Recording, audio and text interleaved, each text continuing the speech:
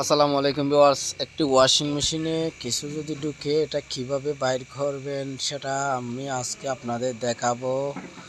তো এখানে নাকি খট খট করে আওয়াজ দেয়, সেই জন্য আমরা এটা খুলবো। প্রথমত আমরা এখানে নবটা তুলে নিব।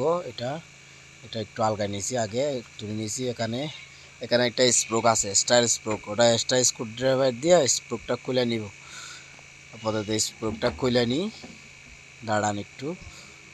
আমরা কিন্তু খুলে নিয়েছি। খুলে নেওয়ার পর এটা আপনার এই ভিতরে দেখেন কি অবস্থা। ভিতরে 10 নম্বর কতগুলো নাট দেখা যাচ্ছে, ওই নাটগুলো খুলবো আমরা গুটি দিয়া। তো গুটি দিয়ে নাটগুলো খুলতেছি। ভিতরে কিন্তু ভিডিও করা একটু মুশকিল হয়ে যাচ্ছে। খুলে ফেলছি আমরা, ড্রামটা তুলে ফেলছি, কিন্তু এখানে কিন্তু অনেক ময়লা হয়ে গেছে। এগুলো সবগুলো পরিষ্কার করব আমরা। দেখেন আগে আমরা এখানে কিন্তু সব কিছু কইলা পাট পাট করবো। কয়েন একটা দেখেন, ওই টাকা দেখি এই যে একটু কয়েন। রে। ওরে আল্লাহ, আল্লাহ, মাত্র 1 টাকা।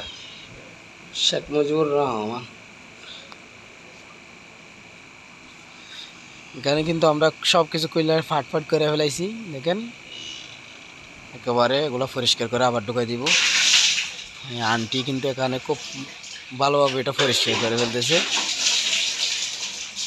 আসলে আন্টি পরিষ্কার থাকাটা একটু ভালোবাসে। দেখেন সবগুলো আবার একটা একটা করে ফিটিং করব।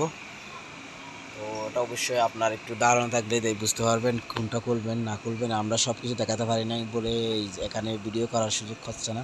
তাই এখানে এটা হচ্ছে ইনলেট বাল্ব, এটা দিয়ে মানে পানি প্রবেশ করে।